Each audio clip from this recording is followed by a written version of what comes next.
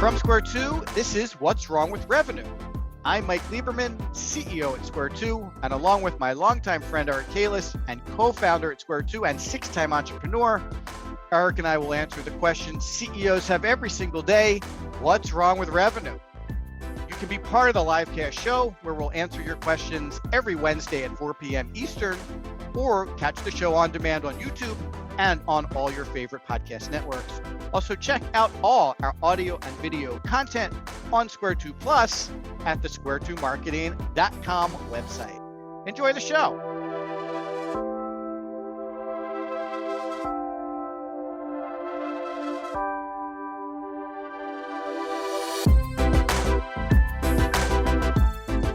Hey everybody, welcome to What's Wrong with Revenue. I'm Mike Lieberman. I'm joined by Eric Kalis, who we now play this game. Where in the world is Eric Kalis today? He's in, where are you, Eric? I'm in Aruba. Aruba, nice. You're like jet setting all over the globe. And it's always great. You can find an hour to hang out with us on What's Wrong with Revenue.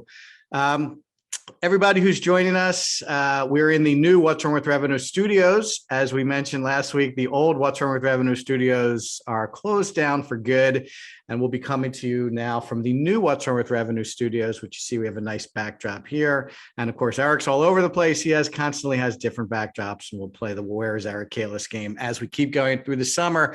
Thanks everybody for following us. You can check out the show on YouTube, on our Square 2 marketing channel. All of the episodes are posted there Thursday morning. You can see every single What's Wrong with Revenue episode there. If you're into podcasts, you can check us out on all your favorite podcast platforms: iTunes, Stitcher, Podbean, all of the podcast platforms. And if you're interested in all of Square 2's audio and video content, head on over to square2marketing.com/Square2 Plus, PLUS. Our free streaming service for all of our audio and video content. And we've actually posted some interesting new things there, including Eric's interview with HubSpot founder Dharmesh Shah. And we've started to post some HubSpot technical tips as well this week, featuring a workflow and email nurture fix-up, courtesy of our RevOps strategist, Amber Wojak. So go on over to Square 2 Plus and you'll see all of our new content there. So today, look, Eric, I know you love the big, meaty strategic topics. Not every session can be a big, meaty strategic topic, but we have a good one today. Maybe I'll call it like a little pre-Memorial Day lighter topic, but we're going to talk about why your marketing and sales materials can't be about you. And we see this so frequently. Everyone is so comfortable talking about themselves, talking about their business, talking about their products and services. It just comes out in your marketing, and most of the marketing that we assess for our clients and prospects. It's just easy to talk about ourselves and our businesses. And unfortunately, that's the wrong approach when it comes to trying to engage with prospects. And I'm going to ask Eric to tell you the cocktail party story because it's very relevant to this particular topic that we're going to cover today. But you really have to make sure that your marketing and sales materials and story is not about you, but about your prospects and the people you're trying to help. And it may be a little more challenging and you have to think about it a little more. But I'm hoping that when we're done today, we'll give you some techniques and a couple of stories and a couple of ways in which you can go through your own marketing and sales materials and customer service stuff as well, and make sure that it's really more about your prospects and less about you. And there's so many places that this ends up manifesting itself: your website, your emails, your materials, your content that you're publishing, your blog articles. Like there's so much stuff that gets put out by marketing and sales today that it's easy to forget who should be the center point of this material. So we're going to talk about that a lot today. And we'll circle back about this cocktail party story because it's very relevant to thinking about this type of stuff today. So we want to talk about why this is important. Like I said, we're going to cover some techniques and tips about how to make sure you're not making this mistake. We're also going to talk about places to look for this kind of thing, how to apply it to marketing and sales material. And then we'll cover a little bit about the impact in terms of results that making this change in thinking typically has when we help clients make this change as well. So Eric, why don't you share the cocktail party story with everybody to kick us off? Because it's really a very relevant way to think about why you don't want to talk about yourself and why you want to try to get to know your prospects maybe a little bit better. Well, there's two versions of the cocktail party story. So I'll start with the first one. The first one is you go to a cocktail party and you say hello to someone you don't know, and you immediately start talking about yourself, and then they kind of zone out and blow you off. The reason they do that is because it's human nature, right? Everybody loves to talk about themselves. And when you talk about the other person, not as interesting. And that is a big challenge. What happens typically is that it's easy in marketing to fall into that same trap. It's easy to talk about our 50,000 square foot facility and the fact that we're family owned and operated and we've been around 42 years. It is much harder to address the pains and problems of your prospective clients and demonstrate how you can make those pains and problems go away. That's one of the biggest challenges we have.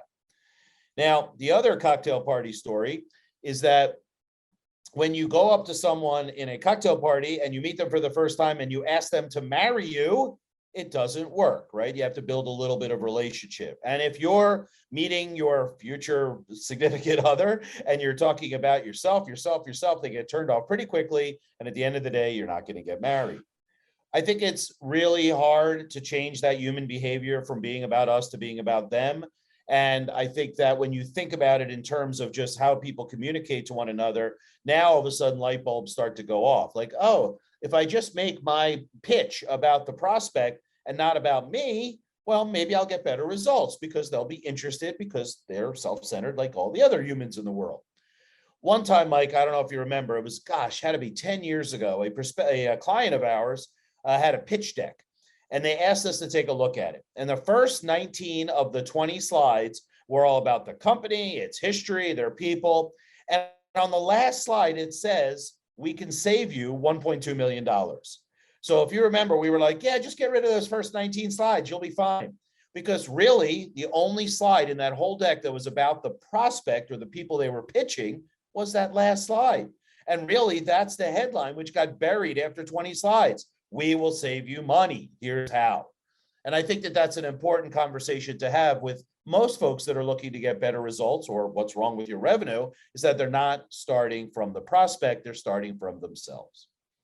Yeah, it's such a good point. And the reason we like this cocktail party story is because, look, it's easy to talk about yourself, right? It's very comfortable. You know all the details, right? You know all the stories, you know all the specifics. So it's easy to rattle them off, even when you're talking about companies with products or companies with very specific services. It's easy just to lean into those things that you do every single day. And the reason we like the cocktail party story, because if you do meet someone at a party and they do spend all the time talking about themselves, you know very specifically how you're going to feel about that person. You're going to be like, oh, okay, like, yeah, not that interested in someone that is not interested in getting to know me. And that's a very human feeling. And as we start to make, marketing and sales more human, Eric and I feel like marketing is not B2C, it's not B2B, it's not, B2G if you're selling to the government or business to nonprofit, if that's your focus. It's really a person-to-person exercise.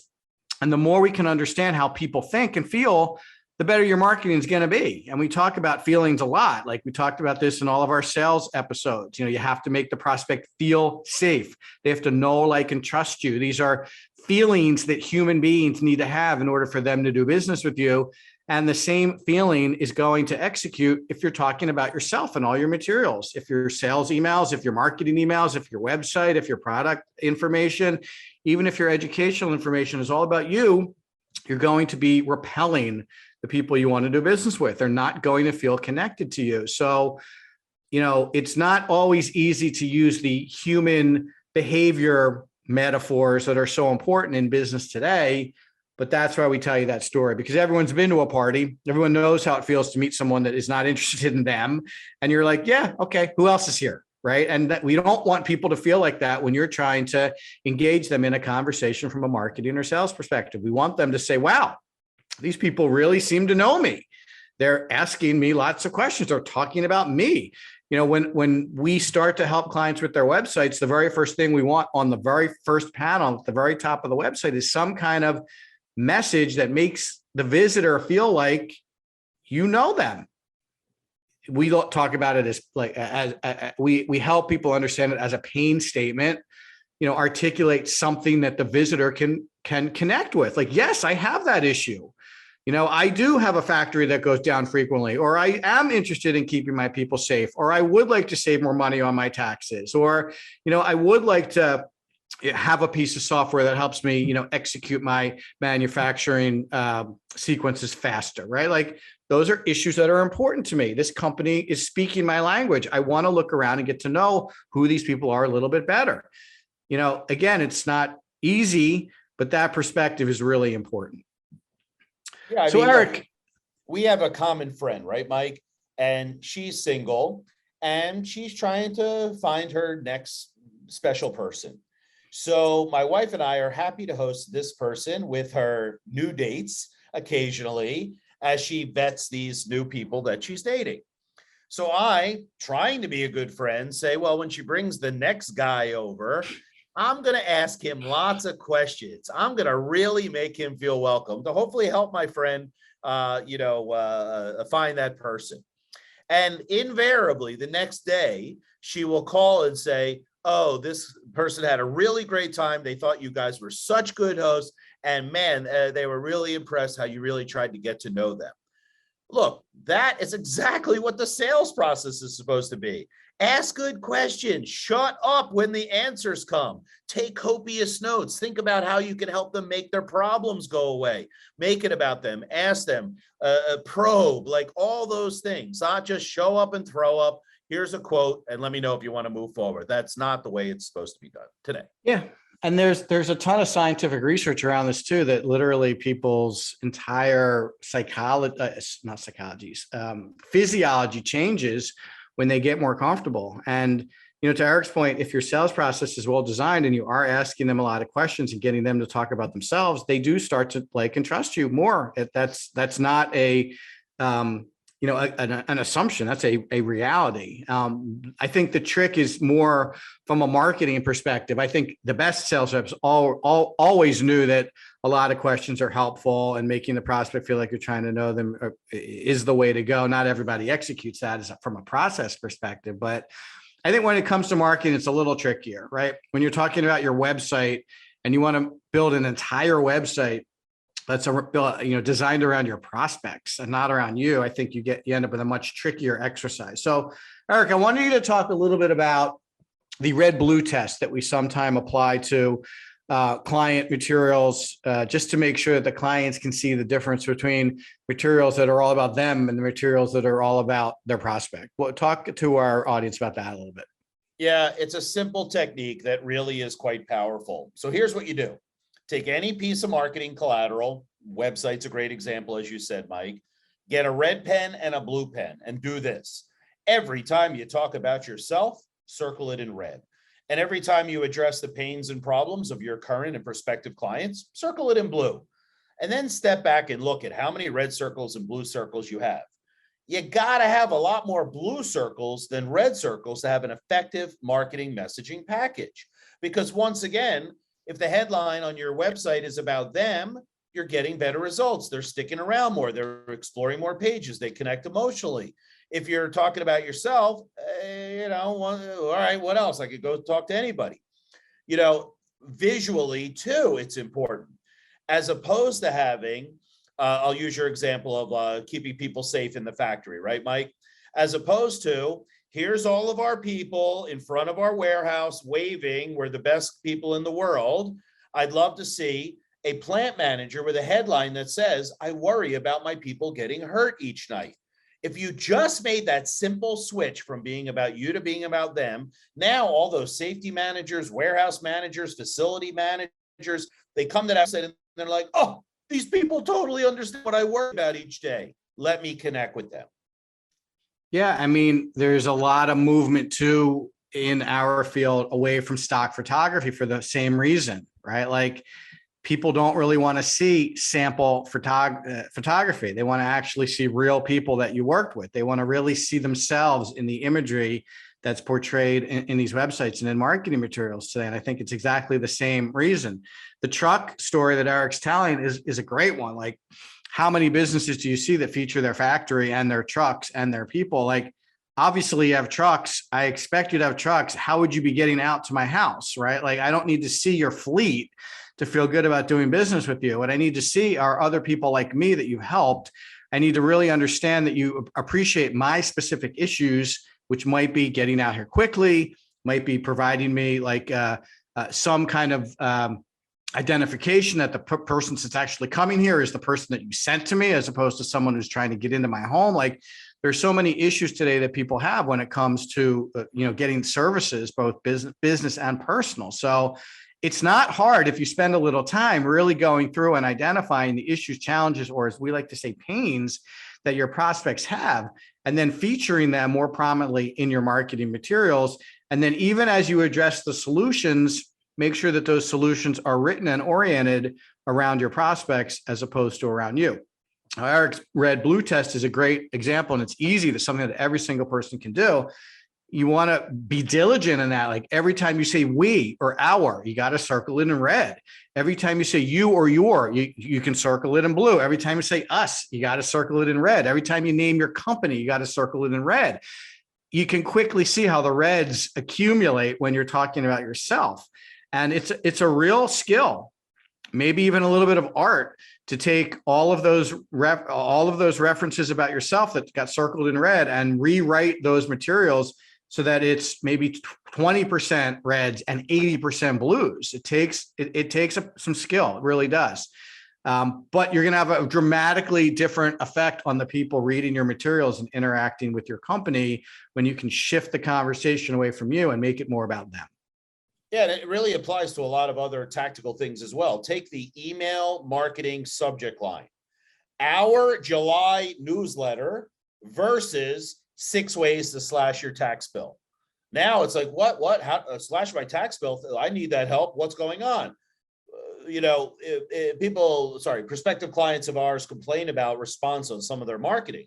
This is not spending more on advertising. This is just strategically understanding if I make slight changes to my approach to marketing, I can get a much better result. And it's like foreign to most people. What do you mean? It is our July newsletter. Yeah, because it's your July newsletter. It's not my information on how to slash my tax bill. Right. Such a good point. And we probably should maybe talk a little about this, because this is something I wanted to cover. Like, there are probably a long list of areas where this kind of thing becomes important, right? We've talked about the website, we've talked about email, but think about all the sales emails that reps are sending out. Like, all of those need to be written in the same context, right? And this is also where automation can become very helpful, because if you're using your CRM correctly, and someone took the time to go through the emails that sales reps typically send to prospects, and it's generally the same emails over and over again with some customization and personalization in there, depending on what they're buying or what's going on or the context of their conversation.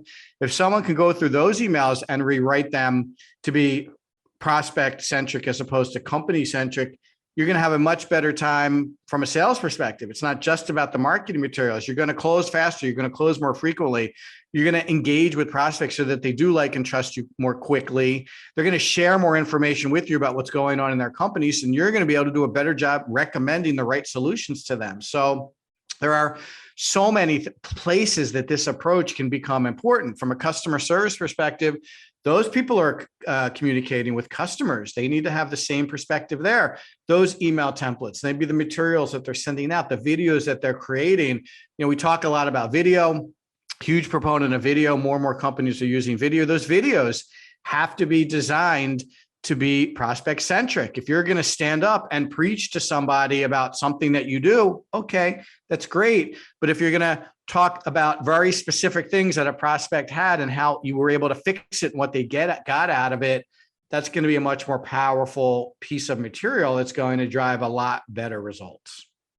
And when you say better results, a lot of the things that you talked about just now, Mike, can be quantified, right?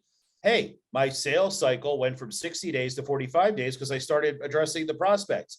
Hey, people stay on my website longer. Hey, they see more pages. Hey, they don't bounce off my homepage because they're connecting emotionally with the message. It's all stuff that can be tracked. Email subject lines. More people opened our email when we made it about them, not about us.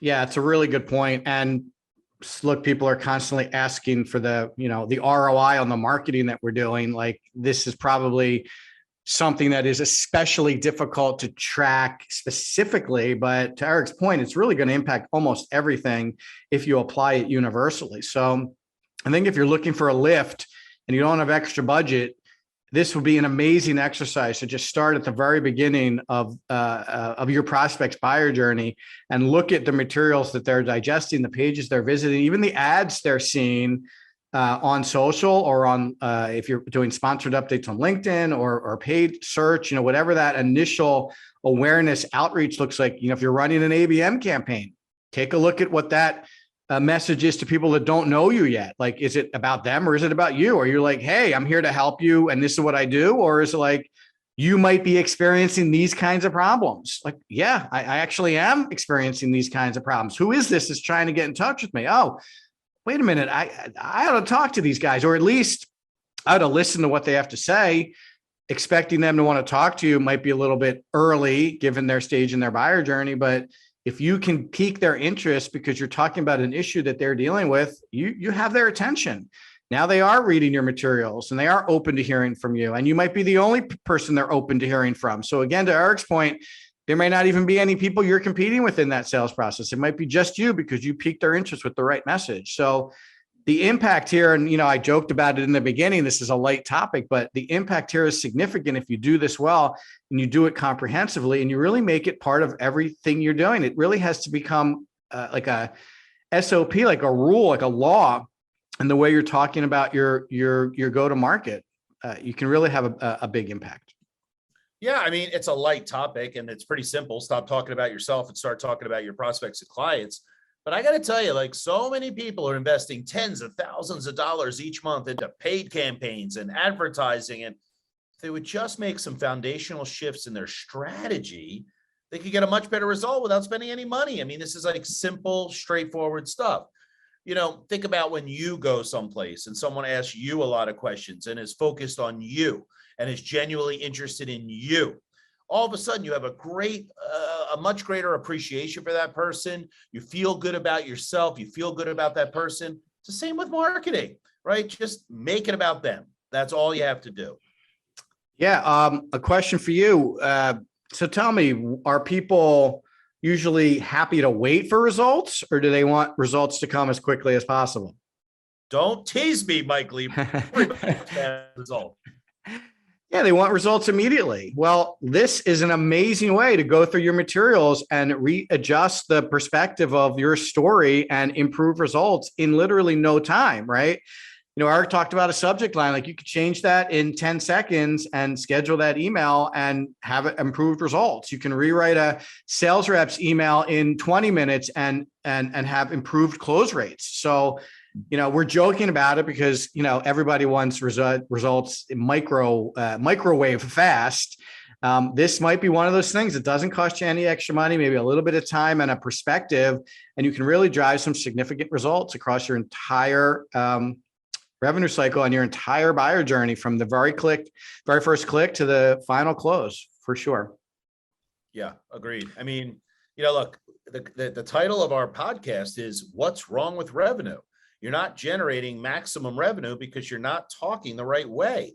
I mean, I can't tell you how many times we've seen that when a client posts their new homepage with enhanced messaging, immediately the metrics are up and to the right.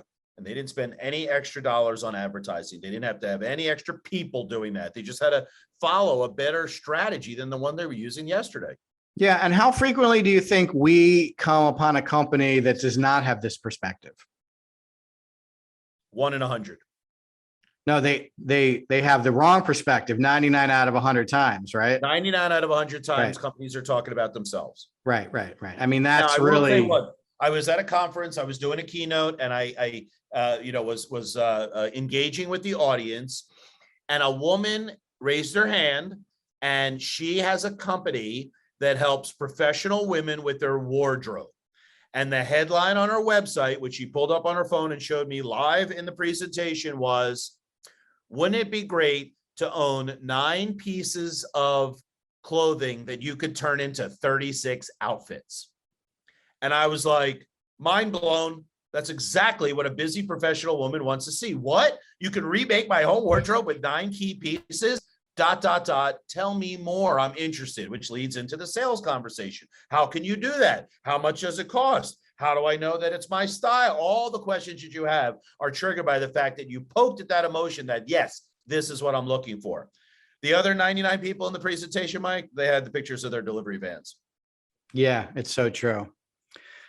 I'm surprised you actually could relate to the woman's wardrobe comment. It's all about being remarkable, Mike, man, woman, or other. Right. All right, good. So we got some questions that came in related to this topic. Let's see if we can handle a couple of these. So we did kind of talk about it a little bit, but maybe you could go into it a little bit deeper because this is your area of expertise. This question is about Mike, it's only my area of expertise because together we have tried so many different things over the years. And in the last 15 years, this is a foundation of what we do that makes right. Well, if you let me finish the question, you'll see how it's your area of expertise. Okay, I'm sorry. All right. What about all our outward facing communications like sales emails? So we kind of talked about some of like the automated stuff, but maybe you could talk a little bit about like if you're writing a sales email to someone and it's not a template that you can pull down, right? You're really you're communicating some issue that they have and you're trying to help somebody with an issue. How maybe would you take this approach in like a more of like a one-off kind of sales communication exercise? Yeah, so they're asking a tough question and I'm trying to communicate back to them. A lot of times I will start the reply to that email with, wouldn't it be great if? And the reason I do that is because I take a second, I stand in the shoes, I try to figure out what their problem is, and then I'm going to write something that's going to be like, oh, this person understands me, right? So let's say that someone's saying, well, Eric, you gave me a proposal and it's a little bit more than I anticipated. And I don't know, what my return on investment is going to be, right? A very common sales objection. I might reply with, hey, Mike, wouldn't it be great if you had 3 qualified sales opportunities each night coming from your new website?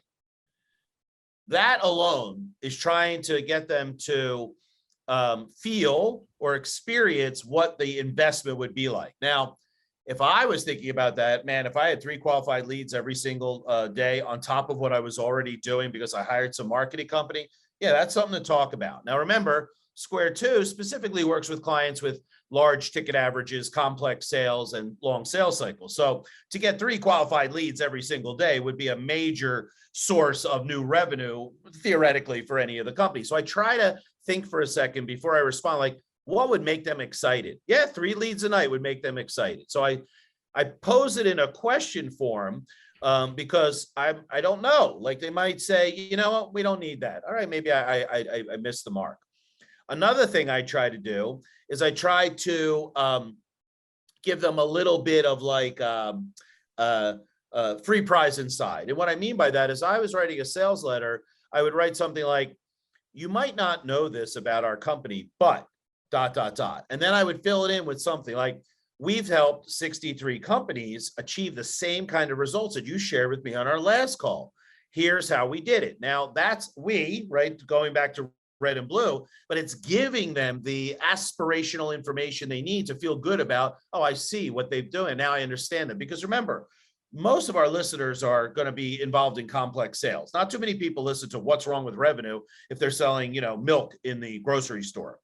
But for people that are selling complex sales, I'm trying to build that case. And I build that case by saying, you might not know this, but, or, well, what's interesting about this scenario is X. And I'm trying to like educate them without saying, our company will get you the results we're looking for. Sign here on the dotted line. That's the kiss of death, because then they're even recoiling more in fear. Oh, they're trying to sell me. They're trying to sell me. And you go to any group and ask the people, raise your hand if you want to be sold to. And not one person wants to be sold to, but people do want to be guided. They want to be informed. They want to be educated. They want to feel safe from those efforts that they are going to get what they're paying for.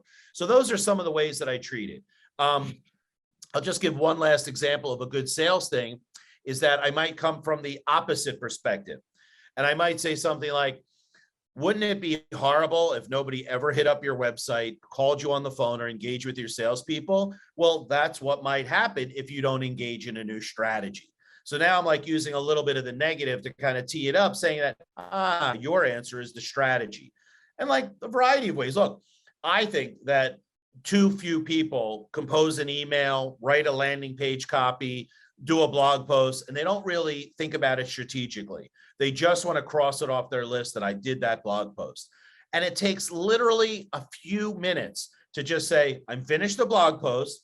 Let me get a cup of coffee. Let me come back and now read it as if I'm the prospect. What is this what they want to see? Is this information they can use? Is this going to move them to the next step in the sales process? And by asking those questions, you can say, well, I am a little deficient here and there. Let me just take a few extra minutes and plug those holes. And now I have something that's going to actually work for me.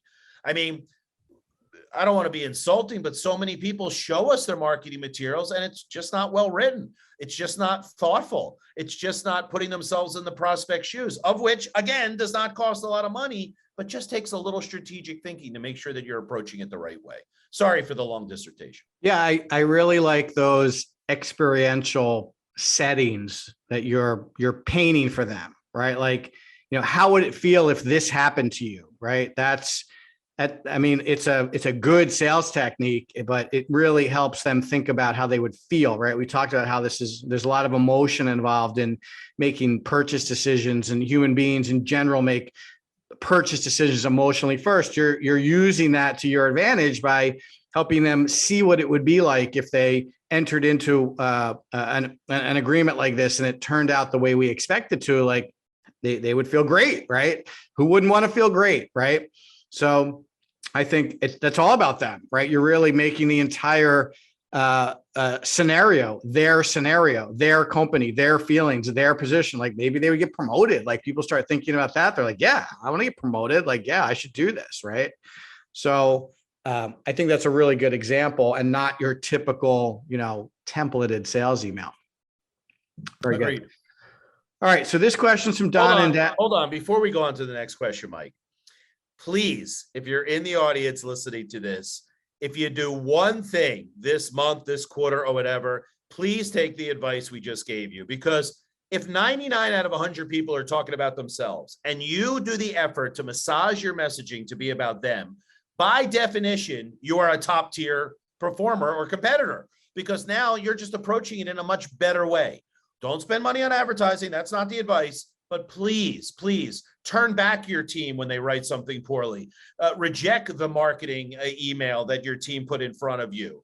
Have a conversation with your sales team about making it about them. Those are all free things that you can do that will fix your revenue problem way faster than spending money on advertising. Yeah, I'd also tell you, like, this isn't like a huge lift. I mean, some people might be thinking like, oh my God, there's so many things. I have to redo all these things, but you don't really have to redo them all at once. Like I would say to you, like start with a single landing page, right?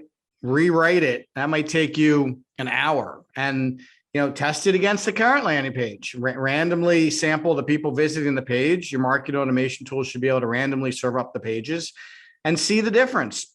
When you get to that next email, write the email a little bit differently. When someone says, hey, can you take a look at this? You don't have to boil the ocean all at once. If this is something that you're interested in, you can start very slowly and methodically and just work your way through everything. Even homepage redos are not big lifts. You're not redesigning it. You're not, rolling out new copy. You're just really looking at some of the adjusting some of the copy that already is there. It's like wordsmithing more than anything else. It's not a huge deal. So again, I think this is something that pretty much almost anybody can attack, show some really significant results, and just work on it over time until you've turned pretty much everything over, so that it's not about you and it's all about your prospects. It's really great advice, and it's bite-sized chunks. Right. All right, I got a question from Donna here in Dallas. She wants to know, how can I help others in our marketing and sales organization understand this concept? You have any advice for her? Yeah, go around and everybody who's affiliated, just start a conversation and tell them about your kids, where you live, your dog. You talk about your dog a lot, right? And don't ask them one question. And then stop and say, how do you think our prospects feel when we only talk about ourselves? I mean, what a great indicator that would be. It would be so powerful. Like, most people are polite, right? Most people will ask you about your kids if you ask about them. But if you were to demonstrate that in such a way that was so over the top, right? And when they start to talk, say, no, I'm not done telling you about my parakeet, right? It's amazing. I have the best parakeet, right? All of those things. And then say, look, that's what I think we're doing in our marketing. We're only talking about ourselves. We're not bringing the prospect and client into the conversation.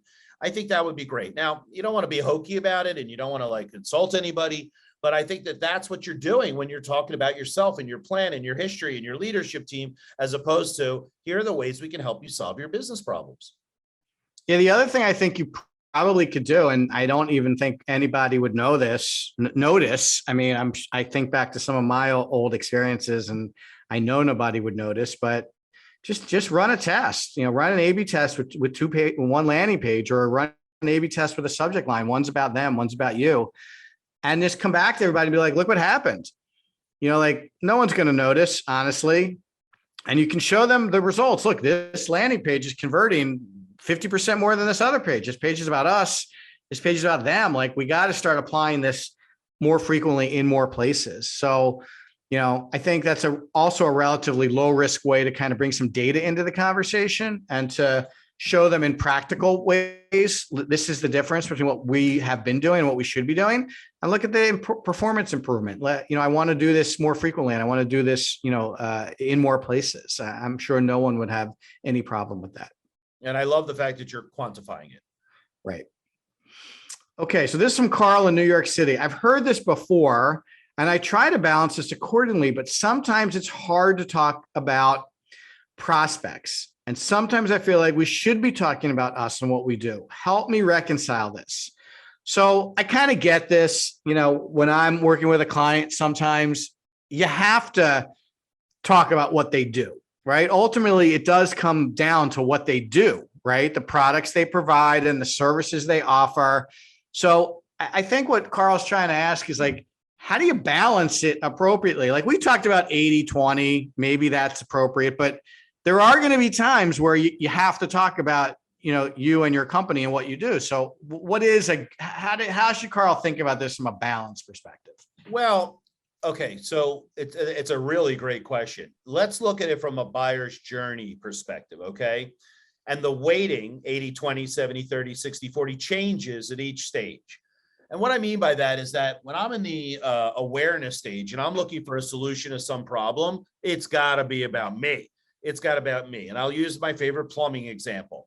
When I'm looking for a plumber because I have a foot of water in my basement, I'm not looking to see how many vans they have and how long they've been in business. I'm looking for someone to cure the foot of water in my basement, right? So when I look at it in the early stages, it should be 90-10, right? Hey, we could cure any plumbing problem in 59 minutes or less. Using our rapid response program, call today and we'll have a van deployed in just 15 minutes. That's a great story for a person who has a foot of water under in their basement. Now, because if I want the rapid response system, that's going to be $300 more because of the speed premium. Well, maybe I'll go to Home Depot and I'll get a wrench and I'll turn it off myself, or I'll call the water department and ask. Like, there's other options to consider. At that stage, now we want to weight it a little bit more towards the solutions we provide. We can have our rapid response team come out. We can make an appointment in the morning. We could do a diagnostic of your plumbing system and tell you where not only it's broken now, but where things might break in the future. Like, there, we start talking about our service offerings. And then at the end of the journey, which is more about validation, I don't think there's anything wrong with weighting the conversation towards us. Here are other clients like you. Here are case studies where our smart people cracked open problems. Here is a set of reviews where people are talking about their experience with us. I don't think there's anything wrong with weighting it a little bit more at the end of the journey. But using a newspaper example, the headline cannot be buried. The headline has to be about the prospect to get the attention. And then as I'm reading the article, I can weave in some more things about the services and products we provide to make those pains go away. So I don't think it's absolute. I think it's a sliding scale as people are coming through the sales process, and how you begin to just introduce some of your remarkable solutions as the conversation continues. Using the buyer journey is really smart because you're right. The people early are less interested in you than when they're a little closer, right? When they're starting to evaluate options and they're considering options, and they may even say, hey, you guys are one of the choices I'm considering, it's going to be more appropriate to start talking a little bit more about you at that point. They're going to ask you specific questions. They're going to want to know a little bit more about you. Who's going to be on my account? How long is it going to take for me to get what I'm looking for? Like, tell me about your process. Like, obviously, as they get a little further down their buyer journey, your information is going to be more important. But I like to not necessarily work to any particular, ratios here, but I generally start writing something and then go back over it and make sure it's as much about them as possible in pretty much every scenario. And there are always going to be places where you have to talk about yourself, right? If you're sending an email out and you have an offer, click here to see our blah, blah, blah. Like, okay, you got to have an hour in there. Like, there's no way around it, so there's no way that can be adjusted to be prospect centric. So if I have a red circle at the bottom of my email, like, okay, I got to live with it. But if I had 8 blue circles, it's okay to have 1 red circle, right? If I start the communication with a red circle, but then all the rest of the circles are blue and I have 1 more red circle at the end, like, okay, I'm good, I'm okay, right? So it's more about a balance, and it's more about leaning into the content that isn't about you and challenging yourself to create that content that is not about you, because the content that is about you is not going to be hard to create. You're going to have plenty of that. It's more about the blue stuff than it is about the red stuff. Yeah, we never said you should have no red circles. You just have to have a majority of blue circles. Right. And I don't think there's anything wrong with weaving in like how you solve problems, how you make pains go away, but you just got to be artful about it. And I think the word tasteful applies here too, right? You don't want to just, yeah, we're the greatest, let me beat my chest and tell the world about my company. What we really want to do is be tasteful about it. Like, you might be experiencing problems like this. We see it all the time. Here's typically how we would make those problems go away. Our service 1, our service 2, our service 3. That's a very lucid and straightforward conversation for a prospect. I don't think they would be offended by that. Mm-hmm. Now, you could ask a question and to start it out, right? Do you lay awake at night worrying about people getting hurt in your manufacturing facility, right? That's a great way to emotionally connect. After that, if you gave 3 ways that you protect employees, there's nothing wrong, because you had such a big blue circle to start the conversation. And then let's call them smaller red circles to support that solution. Yeah. I mean, you could even rewrite those 3 solutions from a prospect perspective too. I mean, they could all be geared around the prospect, right? And then you really would just at the end be talking about you because you have the answer, or you have the content they need, or you would like to have a conversation with them. So, you've already done a good job keeping the conversation focused on them and using your piece of it in the minimum possible, right? To tell a decent story. Yeah, I remember, I'm sure you do too, but our first or second website homepage was that like 48-year-old entrepreneurial looking person with their hand on their chin, kind of worrying. And the headline was, "My marketing isn't working and I don't know why." I don't even know why we changed that. We said such good emotional connection with that, because most of our clients are like, I'm spending money on marketing, but I'm not getting the results. I don't know why. And that was like a great way to start. Now, right under that, we might say, well, Square 2 can help you with these areas, but it was such a big, bold headline, that drove home the problem. I think it's okay to back it up with a couple of red circles. Yeah. I mean, I think the takeaway here really is that with a little bit of energy, you can recenter all of this content on your prospects. And it just takes a little thought and desire to keep them at the center of the story, as opposed to just doing what's easy and comfortable, which is talk about yourself. So I got a couple of questions here that are related to metrics, so we should try to cover those too. So this is from Pete in Seattle. No, we covered that already. This is from Kate in Atlanta. Have you ever A/B tested this concept in something simple like a nurture email? So Kate, the answer is yes. We have tested this in a number of places. And actually, the next question, which is from Nikki in Toronto, is what were the performance improvements when you shifted away from an us to them perspective? And I can tell you pretty much hands down that while results will vary, as I like to say to all clients when it comes to marketing, the improvements are always very significant. And you're really looking at somewhere between 20 and a 70% improvement in any of these scenarios, right? So if you're sending an email out and the click-through rate is 20%, and you're going to get another 20% out of that, so you're going to go to 24%, right? That's actually a pretty significant improvement in an open rate. If you're looking at a landing page and the conversion rate is 30%, you're going to get a 50% improvement on that. Well, now you're looking at a 45% conversion rate on the landing page, also significant. So I don't think you ought to worry so much about exactly what the improvement is going to be.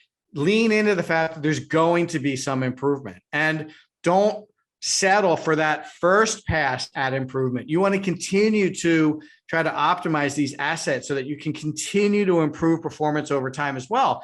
If you can get a 50% lift in 1 week on a landing page, well, you should be working on the next week to get it up to 65% or even 60%. Those little improvements matter. If you're thinking about a website that has 8 to 10 landing pages and you can do that to all the landing pages, I mean, you could be talking about a monumental lift in leads just by adjusting the copy from company centric to prospect centric. So, this is a longer conversation about optimizing and how optimization never ends. And we're constantly telling our clients, you don't just optimize once, you optimize every single month.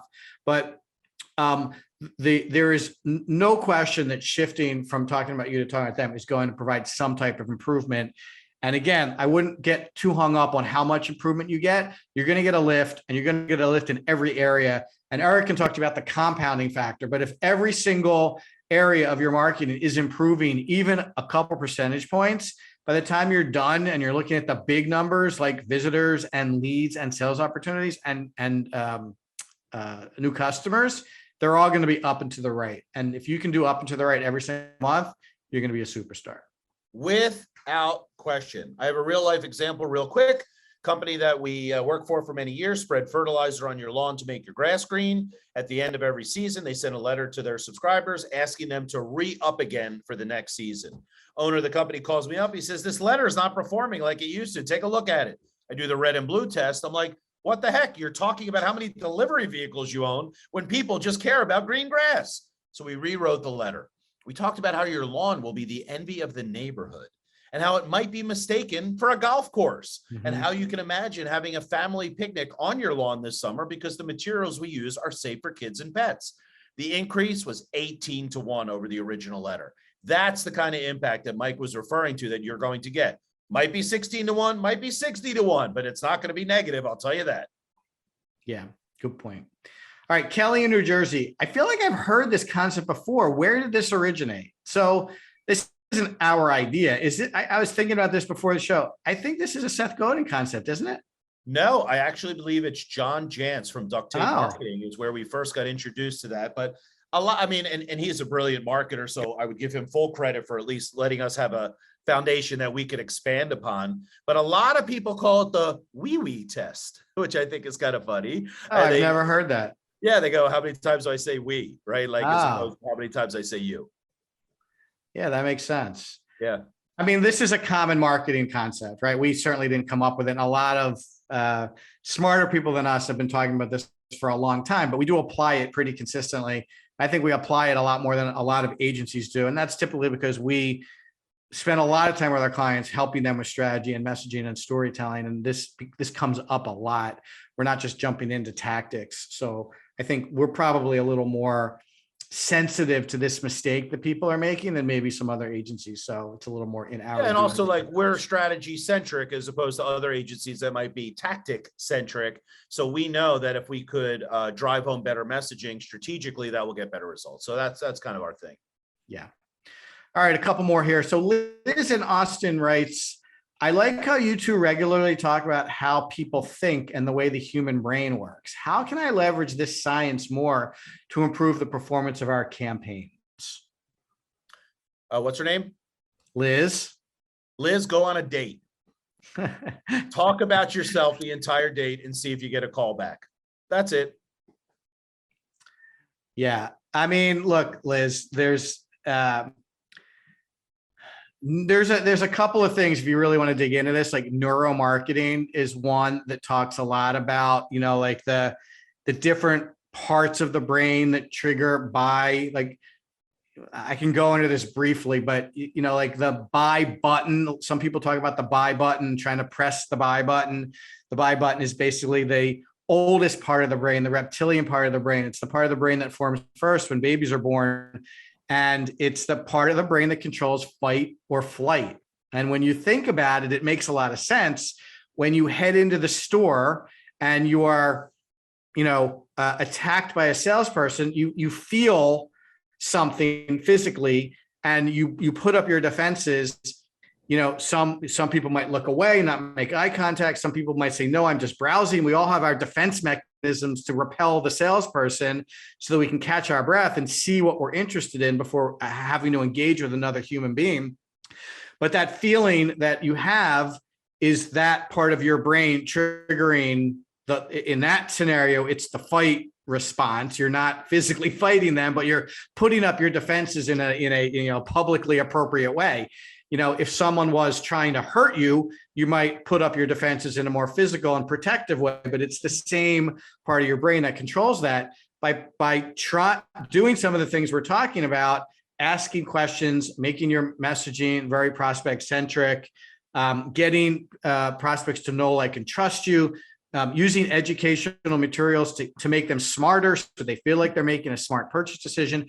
Those are all elements that get people feeling safe and allowing them to take down their defenses, so they don't feel like it's time to flee or fight. So if you want to look into this more, there's a lot of neuromarketing stuff on the internet that you can Google. There's a lot of articles that are written by people who are a lot smarter than us, who are applying these principles in the same exact way. And we're not even getting into like brain scans and like what your eyes are doing when you're on the internet. That's a whole nother level of science. I'm personally just interested in the way people think about making this purchase decision, and how do we craft marketing messages and marketing materials and marketing information that get them to be like, oh, I'm interested in that, right? I'm not trying to sell them something. I'm just trying to get them to say like, oh, I'd like to look at that. I'd like to read that. I'd like to learn more.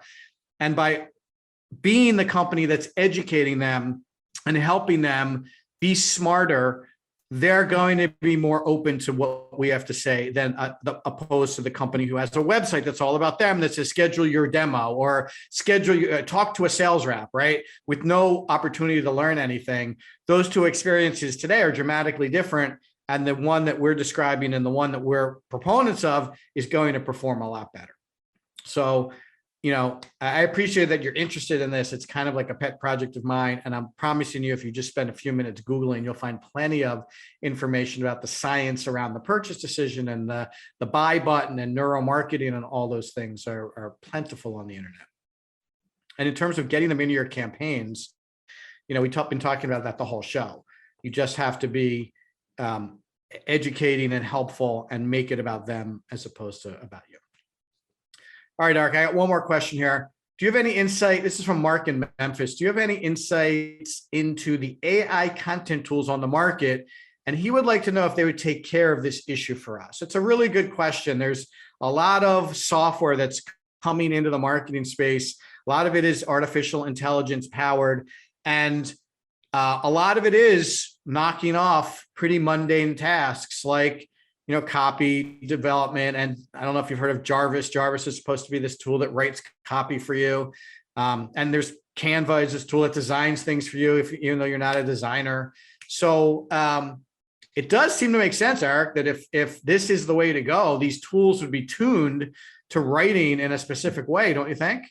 100%. I mean, that seems like a relatively easy AI task to just say, hey, just denote every place where you talk about yourself, not the other folks. Yeah.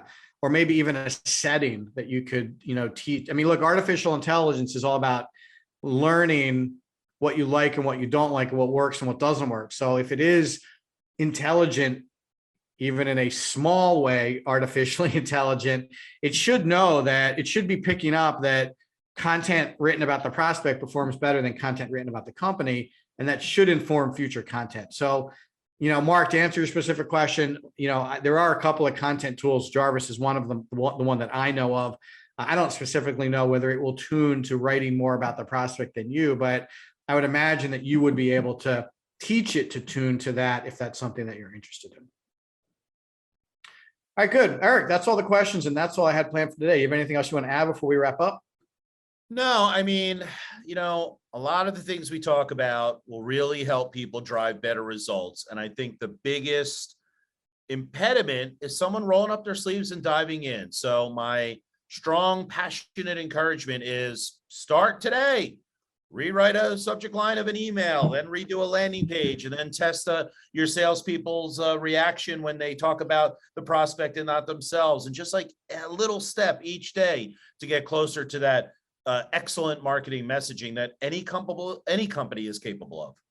That's really good advice. And like we said, this is not a heavy lift. You can start with something small and see some results and then move into this in a more universal way. And you will absolutely see significant improvement and you'll be a superstar. So there you go. It's all about you. Thanks everybody for joining us. Again, I'll remind you, you can check out the show on YouTube at the Square Two Marketing channel. All of our shows are posted there the next day. You can go to our website and subscribe to the show. You can post questions of which we will answer. That's at the What's Wrong with Revenue link at the bottom of our website. You can go and check out all of our audio and video content at the square2marketing.com/square2plus free streaming service. Go check it out. We put new content on that site fairly regularly, at least once a week, sometimes more. Next week in episode 37 of What's Wrong with Revenue, we're going to cover you don't have the right set of outside experts. So Eric, you know this, sometimes people just can't really see their businesses appropriately when they're in it. They are so ingrained in things that they've done or things that they think they should be doing. I think an outside expert provides a very interesting perspective that if the business is open to it, can really drive some significant change and significant improvement in results. So some people are just stuck in a rut when it comes to revenue. And we'll talk a little bit about how outside expertise can help. That sounds fun. Eric, enjoy the rest of your trip to Mexico. Enjoy the lazy river. I'll see you when you get back in town. Thanks for helping me today. And everybody have a really great day. Bye-bye.